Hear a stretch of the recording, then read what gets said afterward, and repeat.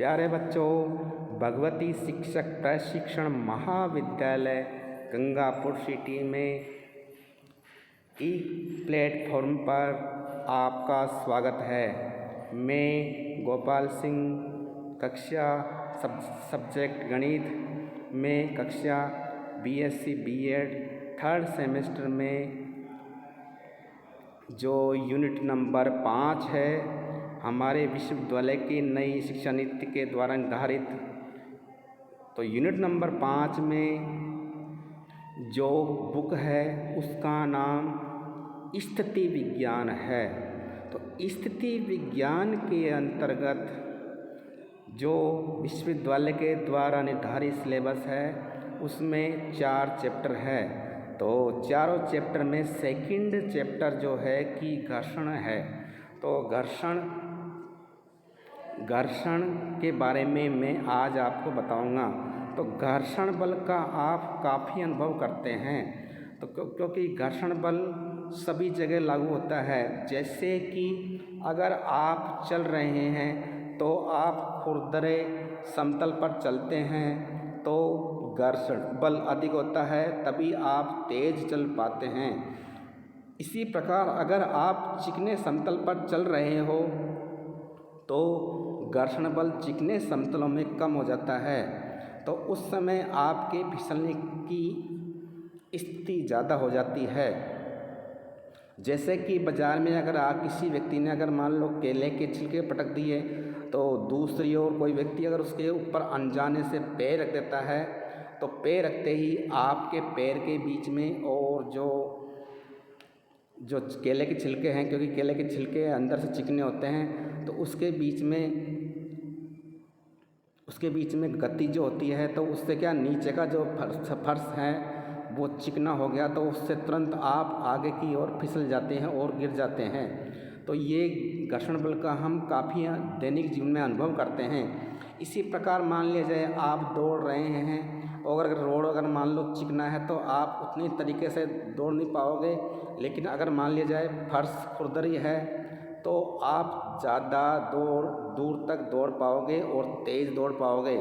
इसी प्रकार मान लिया जाए कि आप अपने मकान में अगर मान लो आपके मकान में टाइल लगी हुई हैं, तो टाइल में अगर टाइल के ऊपर पानी पटक दिया जाए तो पानी पटकते ही वो फर्श चिकना हो गया, क्योंकि टाइल तो वैसे चिकनी है, और पानी पटकते ही और ज़्यादा चिकना हो गया, तो उसके ऊपर तुरंत अगर मान लिया जाए आपने अपने नंगे पैर रख दिए, यानी कि बिना चप्पल पहने पैर रख दिए या चप्पल पहन के भी पैर रख दिया, तो आप फिसल जाओगे, क्योंकि आपके पैर के बीच में और फर्श के बीच में घर्षण बल जो सतह है वो चिकनी हो चुकी है, और चिकनी होने पर वो आप उस पर फिसल जाओगे।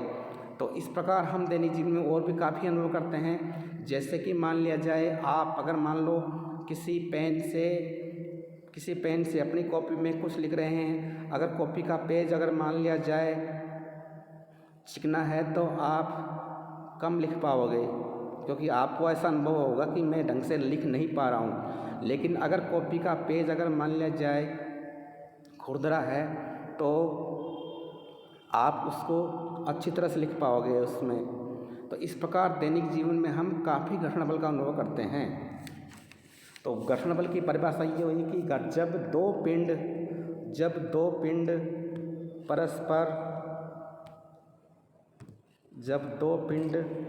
परस्पर स्पर्श करते हो तो पिंडों का वह गुण जिसके कारण उनके स्पर्श बिंदु पर एक ऐसा स्पर्शीय प्रतिरोधी बल उत्पन्न होता है जो पिंड को एक दूसरे पर फिसलने या गति करने से रोकता है। इसे ही हम घर्षण कहलाते हैं, और उस बल को हम घर्षण बल कहते हैं। अर्थात जब दो पिंड परस्पर स्पर्श करते हैं तो पिंडों का वह गुण जिसके कारण उनके स्पर्श बिंदु पर एक ऐसा बल उत्पन्न होता है जिससे कि वो एक दूसरे के ऊपर गति करने से रुक जाते हैं, उसी बल को हम घर्षण बल कहेंगे। और घर्षण बल में कोई अंतर नहीं है। घर्षण बल दैनिक जीवन में काफ़ी अनुभव होता है।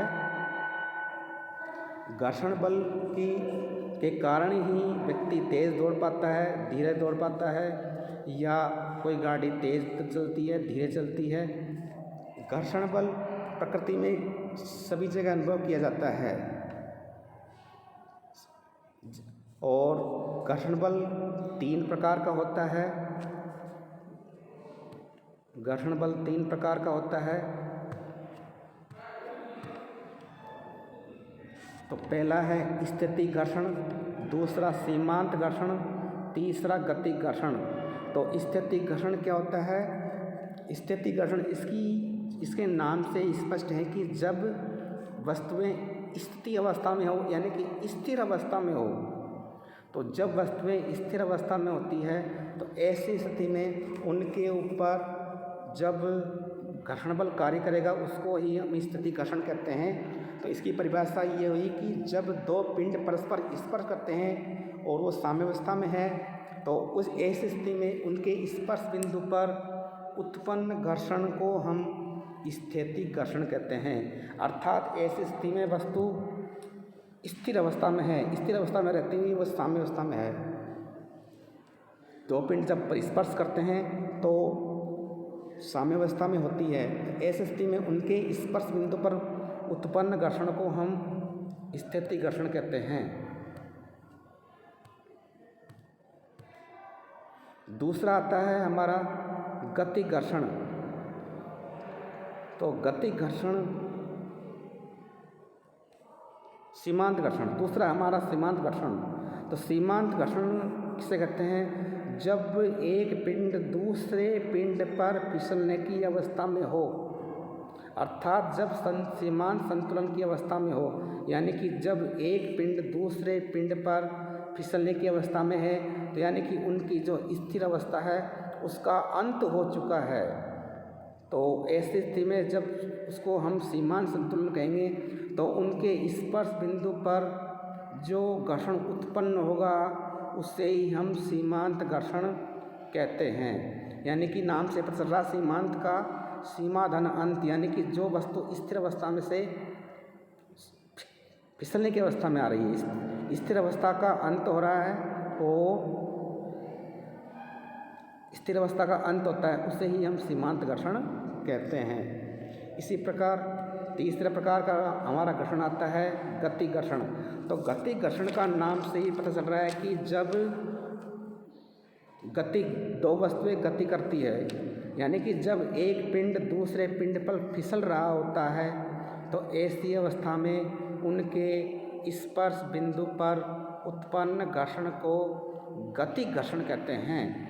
यानी कि जब एक पिंड दूसरे पिंड पर फिसल रहा है या गति कर रहा है तो ऐसी अवस्था में उनके स्पर्श बिंदु पर उत्पन्न घर्षण को हम गतिक घर्षण कहते हैं। इसका भी नाम से ही पता चल रहा है कि गतिक यानी कि जब एक पिंड दूसरे पिंड पर फिसल रहा है, मतलब थोड़ा सा गति कर रहा है, तो उसे ही हम गतिक घर्षण कहते हैं। इसके अलावा गतिक घर्षण के अलावा और भी चीज़ें हैं यहाँ पे। हम जैसे कि मान लिया जाए हम किसी मेज के ऊपर कुछ वजन रख देते हैं, माल का वजन रख दिया जाए, मान लो कोई बाट रख दी जाए, तो उसका भार नीचे की ओर कार्य करता है और उसका भार नीचे की ओर कार्य करेगा तो उसका अविलंब प्रतिक्रिया बल ऊपर की ओर होगा। वजन को हम W से व्यक्त करेंगे। इसके अलावा जो प्रतिक्रिया बल है उसको हम R से व्यक्त करते हैं।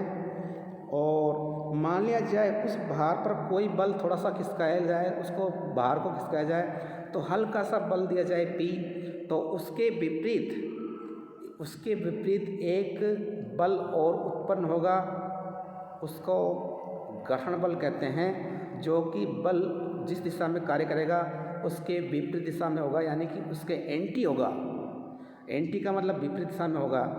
तो जैसे मान लिया बल P दिया जाए तो घर्षण बल इसके विपरीत F कार्य करेगा।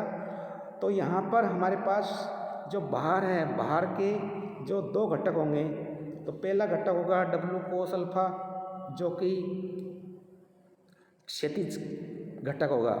इसी प्रकार W sin अल्फा होगा जो कि ऊर्ध्वाधर घटक होगा। तो जो क्षैतिज घटक होगा W cos अल्फा जो कि ये ऊपर का जो अभिलंब प्रतिक्रिया है उसको संतुलित करेगा तो W cos अल्फा का मान R होगा। इसी प्रकार जो W का जो घटक है W sin अल्फा है वो F को संतुलित करेगा। इसी प्रकार हम W sin अल्फा में W cos अल्फा का भाग देंगे तो tan अल्फा आ जाएगा। tan अल्फा का मान F/R आ जाएगा। इसको ही हम लैम्डा से व्यक्त करते हैं। तो ये घर्षण कोण हो गया। तो घर्षण कोण जो होता है अभिलंब प्रतिक्रिया R है और R और घर्षण बल F के बीच में परिणामी प्रतिक्रिया होती है S। तो R और S के मध्य का कोण जो होता है वो लैम्डा होता है, उससे ही हम घर्षण कोण कहते हैं। इस प्रकार बच्चों आपने आज घर्षण बल के बारे में पढ़ा, तो एक बार और मैं बता देता हूँ घर्षण बल क्या होता है। घर्षण बल का हम दैनिक जीवन में काफ़ी अनुभव करते हैं। जैसे कि आप घर से चलते हुए आए हो, आप किसी महाविद्यालय में शिक्षा लेते समय तो आप मान ले जाए तेज चल के आते हो तो उस समय भी घर्षण बल उत्पन्न होगा। उस समय घर्षण बल उत्पन्न होगा।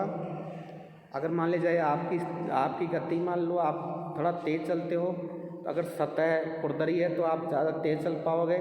लेकिन अगर मान ले जाए सतह चिकनी है तो आप कम चल पाओगे। कभी कभी बरसात के दिनों में देखते हैं कि जैसे मान ले जाए बरसात हो रही है तो आप चल रहे हो स्लीपर्स पहन करके, तो अगर मान ले जाए वहाँ पे सतह अगर मान ले जाए मिट्टी पड़ी हुई है, मिट्टी गीली हो चुकी है, तो आप पैर रखते ही उसके ऊपर फिसल जाते हो, तो वहाँ पे घर्षण बल उत्पन्न होता है। तो घर्षण बल जो हमारी गति आगे बढ़ने गति उसको रोक देता है, यानी कि हमारे आगे की ओर बढ़ने की जो क्रिया है उसको रोकता है। तो घर्षण बल का हम काफ़ी अनुभव करते हैं। और तो इस प्रकार घर्षण बल की परिभाषा ये है कि जब दो पिंड परस्पर स्पर्श करते हैं तो उनके स्पर्श बिंदु पर जो बल उत्पन्न होता है, जो हमारी गति करने का विरोध करता है यानी कि उसको रोकता है, उसे हम घर्षण बल कहते हैं। इसके अलावा घर्षण बल 3 प्रकार के होते हैं। पहला स्थिति घर्षण, दूसरा सीमांत घर्षण, तीसरा गति घर्षण। स्थिति घर्षण में यानी कि इस नाम से पता चल रहा है कि स्थिति घर्षण का मतलब जो वस्तुएं स्थिर अवस्था में है तो उनके स्पर्श बिंदु पर उत्पन्न घर्षणों को हम स्थिति घर्षण कहते हैं। जब दो पिंड परस्पर स्पर्श करते हैं तो पिंड उन स्थिति में उनके स्पर्श बिंदु पर उत्पन्न घर्षण स्थिति घर्षण कहलाता है। सीमांत घर्षण यानी कि जब एक पिंड दूसरे पिंड पर फिसलने की अवस्था में है तो स्थिर अवस्था का अंत हो चुका है, यानी कि फिसल रहा है तो स्थिर अवस्था में था पहले, तो स्थिर अवस्था की जो सीमा है उसका अंत हो चुका है, तो इसे ही हम सीमांत घर्षण कहेंगे। जब दो पिंड एक दूसरे पर फिसलने की अवस्था में है तो ऐसी अवस्था में उनके स्पर्श बिंदु पर उत्पन्न घर्षण को गति घर्षण सीमांत घर्षण कहते हैं। तीसरा आता है गति घर्षण।